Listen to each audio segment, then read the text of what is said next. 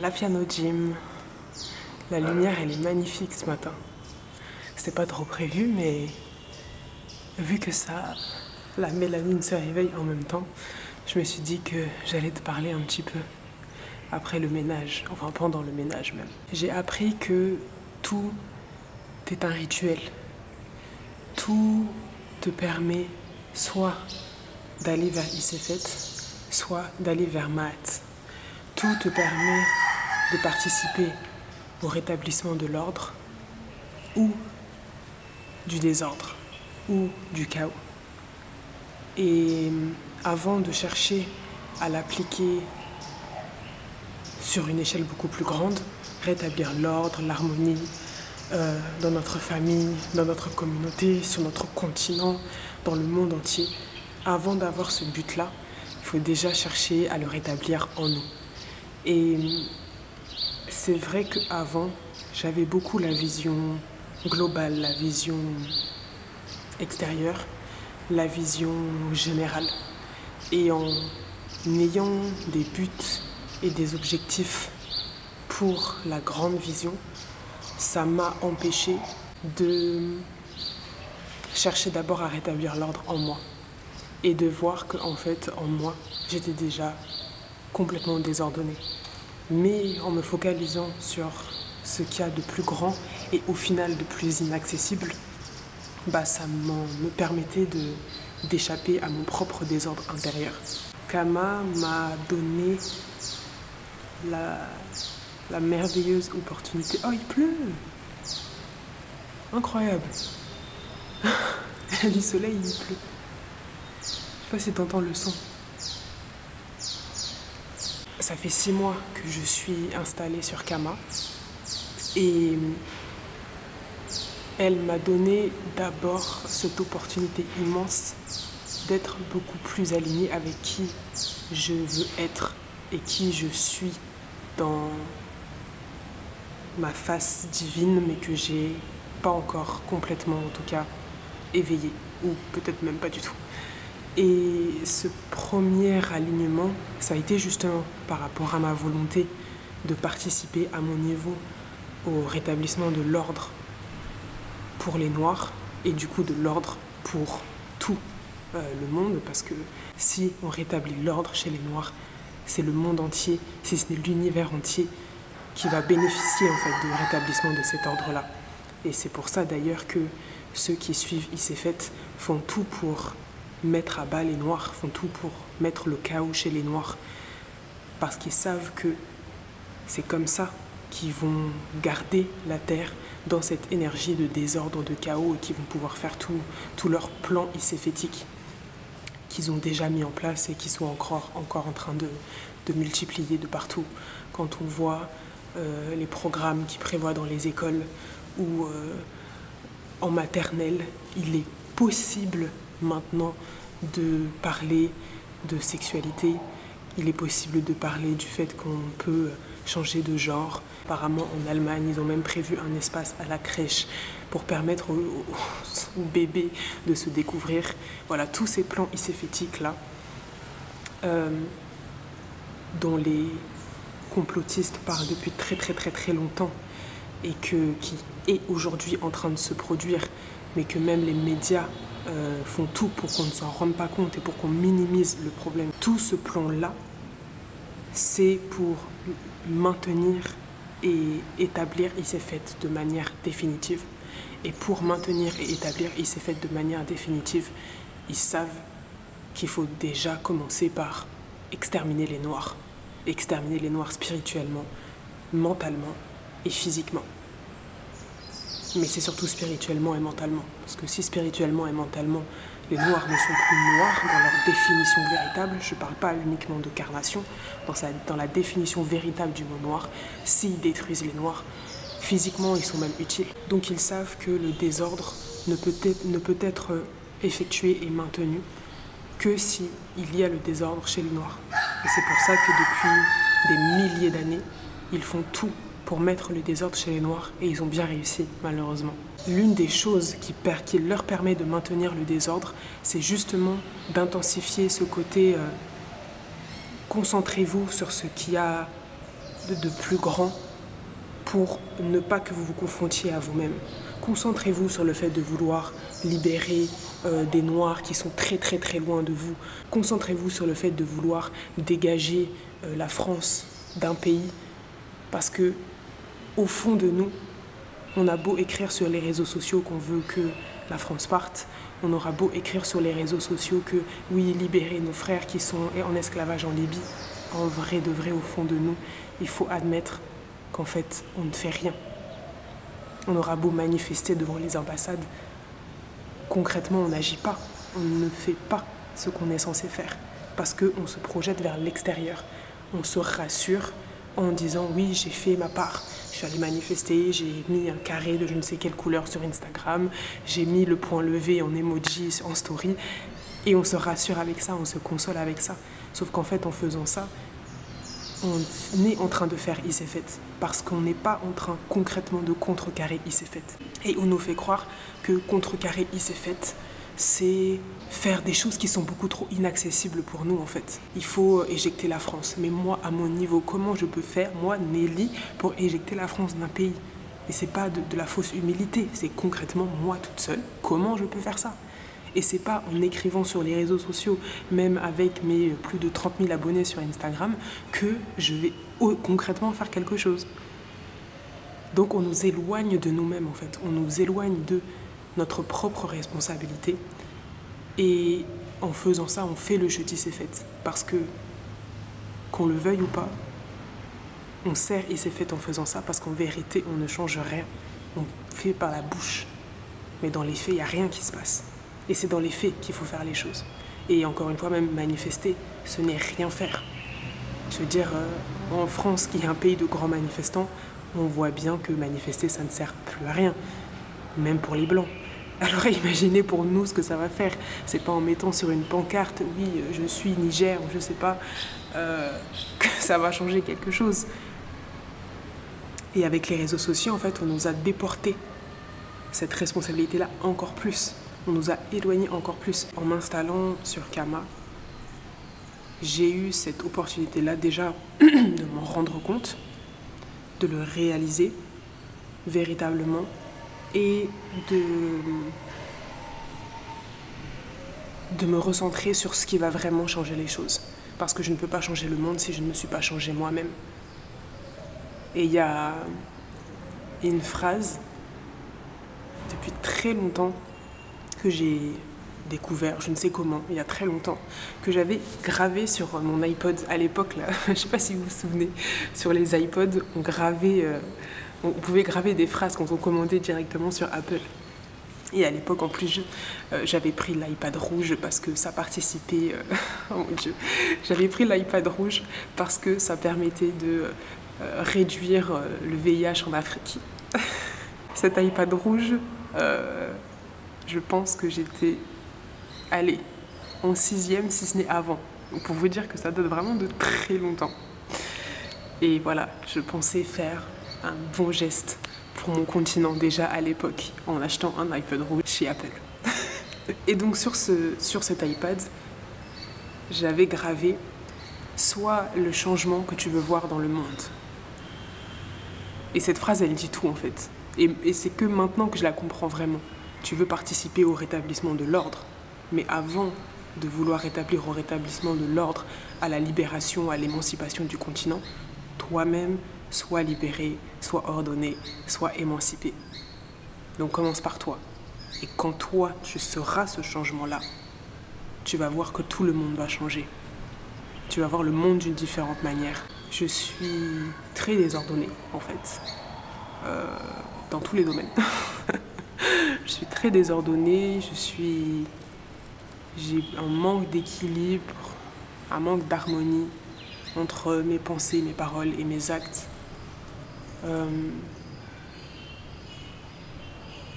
J'ai du mal à me confronter à la réalité, à la vérité. Et bien la première chose que je dois apprendre ici, et que je suis en train d'apprendre ici, c'est à mettre de l'ordre. Et pour mettre de l'ordre, étant donné que tout ce qui est intérieur et extérieur, et tout ce qui est en haut est comme ce qui est en bas, pour déjà manifester cet ordre-là, il faut le faire en fait. Parce que c'est en faisant qu'on marque qu'on est. Et donc, il faut apprendre à passer le balai. C'est aussi simple que ça. Et c'est ça la vraie initiation. C'est vrai qu'avant, quand on parlait d'initiation, moi j'imaginais, voilà, on se regroupe, tous habillés en blanc. Voilà, on est avec un maître spirituel qui nous parle en langue, dans le fin fond du village, le feu, les plantes, les incantations, enfin voilà, tout ça quoi. Pour moi, c'était ça l'initiation. Et encore une fois, ça, c'est pour extérioriser le truc. Parce que à quel moment je vais réussir à trouver ce genre d'initiation-là, qui est fiable, qui est véridique et qui n'est pas encore une arnaque comme il y en a plein en Afrique, alors qu'en fait, commencer son initiation, c'est déjà commencer à savoir passer le balai. C'est déjà commencer à savoir tenir une maison. Une vraie maison. Parce qu'en France, en tout cas, moi, j'étais habituée à vivre dans des très petits endroits, des très petits lieux, avec un aspirateur, avec une serpillière en boule, là, où bon, c'est pratique, ou les Swiffers, là, je sais plus comment on appelle ça. Mais aujourd'hui, je me retrouve à vivre dans une maison immense, pour moins cher que mon petit studio de 18 mètres carrés quand j'étais en France, sans aspirateur, parce que ici, pour trouver du matériel de qualité, c'est une catastrophe. Tu vas acheter un produit, mais en fait, il n'a aucune valeur. C'est la poubelle de l'Occident. En fait, ils envoient tous les produits un peu défectueux ou carrément inutiles qu'en France ou en Occident, en tout cas, on n'achèterait pas ou on rendrait. Et ils vendent ça ici. Et bah, les gens achètent vu qu'il n'y a que ça. Donc, on a un aspirateur, mais qui est quasiment inutile. Donc, en fait, entre guillemets, pas le choix que de devoir apprendre à passer le balai et passer le balai avec ça. Je sais pas si vous avez vu c'était un TikTok ou un reel où c'était une Africaine qui disait In Africa we have this, puis elle montrait le balai occidental that we prefer this. Ben voilà. Moi je peux pas dire encore que je préfère, en toute honnêteté, mais c'est en train de viendre, comme on dit ici. En vrai, maintenant je comprends l'utilité, je comprends pourquoi tout le monde utilise ça ici. Parce que moi, qui ai pas mal de douleurs au dos, ça m'arrive d'avoir des douleurs au dos, moi quand je voyais depuis mon premier séjour au Tchad, des femmes en train de se courber pour passer le balai, j'étais là, mais votre dos, mon dos, votre dos c'est mon dos, j'ai mal pour vous en fait. Et bah, faut faire au bout d'un moment. Puis tu verras, c'est vraiment, t'as mal au dos. Et en fait, oui, des fois, ça me fait mal au dos, mais au final, c'est pas vraiment ça à l'origine. C'est juste que bah, quand tu restes des heures et des heures sur l'ordinateur, ou tu es beaucoup trop sédentaire, tu fais pas assez de sport, bah, ça peut créer en effet un mal de dos, mais c'est pas le balai le problème en fait. C'est le reste à côté. Et du coup, tu crois que c'est ça le problème. Apprendre à faire le balai. Donc, je passe le balai. Vu que tout est spirituel, tout est rituel, qu'il n'y a pas de séparation entre le monde matériel, je ne même pas... Oui, parce que j'ai enlevé mes lunettes pour pouvoir capter les rayons UV. Du coup, je ne vois pas bien l'écran. Vu que tout est rituel et tout est spirituel, et qu'il n'y a pas de différence entre le matériel et l'esprit, si je suis en train de passer le balai, en train de nettoyer mon lieu de vie, ma maison de vie même, et que je suis en train d'enlever toute la poussière qu'il y a, moi je suis en train d'enlever toute la poussière qu'il y a dans mon mental, toute la poussière qu'il y a même dans ma partie spirituelle que je ne vois pas, mais dont le physique est la représentation. En utilisant des aspirateurs, on ne se rend pas compte de la quantité de saleté qu'il y a. C'est un truc de fou. Et là, et c'est encore une fois, c'est encore un moyen de dévier de la réalité. C'est un moyen de dévier de la réalité. Voyez, en fait, toute la saleté que vous emmagasinez, toute la saleté qui se dépose chez vous tous les jours. Parce qu'en vérité, même une fois par jour, passer le balai une fois par jour, c'est pas assez. faudrait le passer 2 fois par jour. Et quand vous le passez le matin et le soir il y a encore grave de la saleté. C'est pas parce qu'on est plus sale que les autres en fait, c'est vraiment tenir un lieu, tenir une maison de vie, c'est s'assurer que tout soit extrêmement propre. Et le fait d'utiliser l'aspirateur, on ne voit pas vraiment la saleté qui s'accumule. Parce que, surtout moi à l'époque, j'avais mon aspirateur, je le passais je ne sais pas combien de fois par jour. Mais je ne voyais pas concrètement toute la saleté que j'avais tous les jours. Et donc, spirituellement parlant, je ne voyais pas toute ma crasse, tout mon désordre, toute ma saleté, tout ça en fait. Je ne voyais pas. Parce que, physiquement parlant, je ne voyais pas la saleté qui s'accumulait chez moi. À cause de l'aspirateur. Et donc là, vraiment, c'est impressionnant la quantité de saleté qu'il y a en 24 heures. La propreté des lieux, c'est vraiment essentiel pour assurer de son bon fonctionnement. Je reviens par rapport à ce que je disais sur les noirs. Et ça me permet en même temps de rappeler ou d'informer, parce que c'est pas vraiment quelque chose qu'on nous dit, qu'en tant que noir, dans son sens, dans son essence profonde, pas dans le sens qu'on donne actuellement, vraiment dans le sens profond qu'il a, parce que le noir n'est pas une couleur, c'est beaucoup plus que ça. C'est à nous de maintenir l'ordre. C'est notre responsabilité de maintenir l'ordre. Et encore une fois, c'est pour ça que les servants anti-Séphet font tout pour nous désordonner et ont tout fait pour nous désordonner avec une réussite qui est assez flagrante. Et cette responsabilité-là, si on ne décide pas de la reprendre, on est foutu en fait. Parce que leur agenda à eux, il est calé, il est en train d'accélérer. Et nous, on est tellement perdus, on est tellement désordonnés qu'on se concentre sur des choses complètement futiles. Et eux, ils nous orientent là où ils veulent. Et tant qu'on n'aura pas compris véritablement et profondément ce que c'est que d'être noir, on n'ira nulle part en fait. Le terme d'utilité publique, c'est même pas assez fort. C'est impératif, c'est urgent, c'est une question de vie ou de mort en fait, tout simplement. Si tu ne sais pas ce qu'est véritablement être noir, qu'est-ce que ça signifie dans sa valeur totale, tu ne peux aller que vers la mort. Et on va quasiment tous vers la mort en fait. Parce qu'on n'a pas intégré véritablement ce que c'est que d'être noir. Ce que c'est que d'avoir de l'eumélanine en puissance, ou en tout cas en potentiel, en nous. Et c'est pour ça que je fais tous ces contenus sur la mélanine. Quand on étudie véritablement, sérieusement, et qu'on apporte toutes les connaissances que moi j'apporte, c'est une question de vie ou de mort. C'est pas pour nous flatter que je parle de mélanine. C'est pas pour nous consoler que je parle de mélanine, bien au contraire. C'est pour ça que je m'évertue à faire des contenus où je suis là, attention, votre mélanine aujourd'hui, elle vous dessert plus qu'elle ne vous sert parce que vous ne tenez pas votre responsabilité. Parce qu'on s'est perdu, on a refusé d'assurer le rôle que Amon nous a confié. Parce qu'on ne sait plus le rôle qu'Amon nous a confié. Et donc c'est comme ça qu'on se perd dans des futilités. C'est pour ça qu'on se détruit, c'est pour ça qu'on se hait entre nous, c'est pour ça qu'on parle beaucoup mais qu'on agit peu. Parce que notre mélanine est complètement inutilisée pour faire l'ordre et elle est 100% utilisée pour faire le désordre parce qu'on fait Séphet, par ce qu'on mange, par ce qu'on dit, par ce qu'on fait, par notre façon de rentrer en connexion avec les autres. Elle nous détruit, mais c'est à cause de nous. Parce qu'on ne fait pas ce qu'il faut.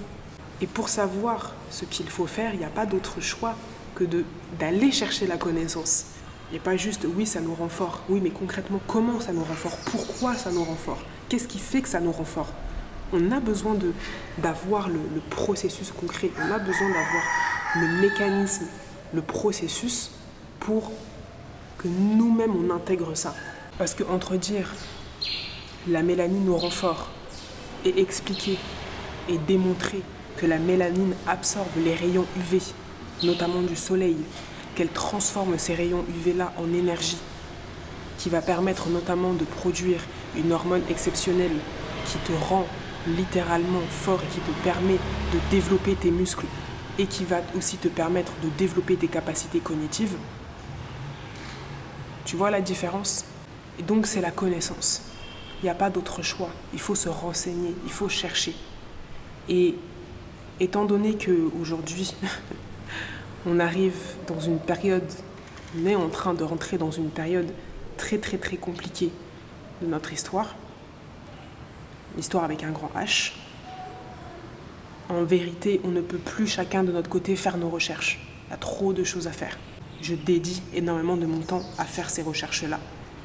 Et je suis là pour te les transmettre, pour t'aider à aller plus vite, à avoir les informations essentielles, à avoir les explications, sans avoir à aller chercher sur tous les articles de recherche en anglais, etc. Là, tu as des recherches condensées, expliquées, illustrées en français et dans un langage qui se veut à la fois juste et à la fois accessible. Justement, toutes ces connaissances-là, je suis en train de les réunir dans un guide que j'ai appelé Éveil de la conscience noire. Et ce guide-là, ça va vraiment être le guide ultime en fait. Le guide ultime où toutes les informations liées au noir, donc c'est-à-dire liées à la mélanine, sont condensées, sont expliquées comme jamais je l'ai expliqué avant en fait. J'ai déjà produit des livres qui donnent énormément d'informations, mais là ça va être encore un autre niveau en fait. J'ai vraiment voulu produire quelque chose qui n'a vraiment jamais été fait. Parce que je suis moi-même rentrée dans un nouveau cycle. C'est une nouvelle moi qui est en train d'éclore. Et donc, ça ne pouvait que se matérialiser par un nouveau produit qui est complètement novateur pour moi et que je n'ai jamais vu ailleurs. Là, il y a vraiment une transmission d'informations, mais c'est tout ce qu'on doit savoir sur la mélanine dans l'aspect métaphysique comme scientifique. Comment est-ce que c'est produit? Qu'est-ce qu'elle permet? Quels sont ses dangers? Qu'est-ce qu'il faut faire pour en prendre soin? Qu'est-ce que la santé? Comment guérir? Comment se purifier? Tous ces questionnements qu'on est beaucoup à avoir, tout est mis dedans. Les rituels à avoir, comment faire vraiment pour se reconnecter à nous-mêmes, pour se reconnecter au cosmos. Quelle est notre responsabilité en tant que noir? Qu'est-ce que c'est que d'être un noir? Comme j'ai dit, je l'ai appelé Éveil de la conscience noire parce que c'est véritablement le guide qui va permettre à toutes celles et ceux qui vont le lire d'éveiller leur essence divine noire en eux, qui est complètement endormie. Ce guide, il est en précommande jusqu'au dimanche 1er octobre, avec une offre exceptionnelle. C'est-à-dire que le tarif est de 9,99 € au lieu de 33 € jusqu'au dimanche 1er octobre. Et toutes celles et ceux qui précommandent le livre jusqu'au dimanche 1er octobre, vous aurez gratuitement et à vie toutes les versions enrichies et complétées.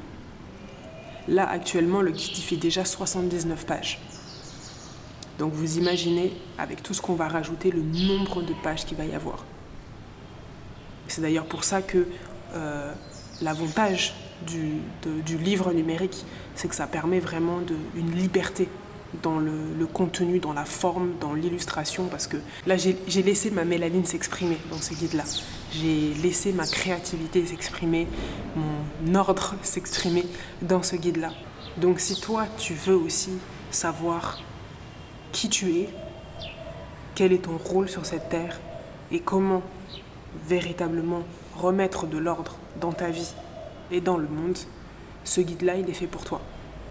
Il est fait pour toutes celles et ceux qui veulent comprendre, qui veulent se sentir bien, qui veulent être guéris, qui veulent être purifiés, mentalement, spirituellement et physiquement. Toutes celles et ceux qui veulent ressentir, toutes celles et ceux qui veulent se reconnecter véritablement avec cette essence divine en eux et qui veulent en faire bénéficier à tous. Parce qu'une personne qui achète un guide, c'est une personne qui a une compréhension beaucoup plus grande, qui va appliquer ce qui est dit dans le guide, qui va aller mieux. Les autres vont voir qu'elles vont mieux. Les autres vont demander comment est-ce que tu fais.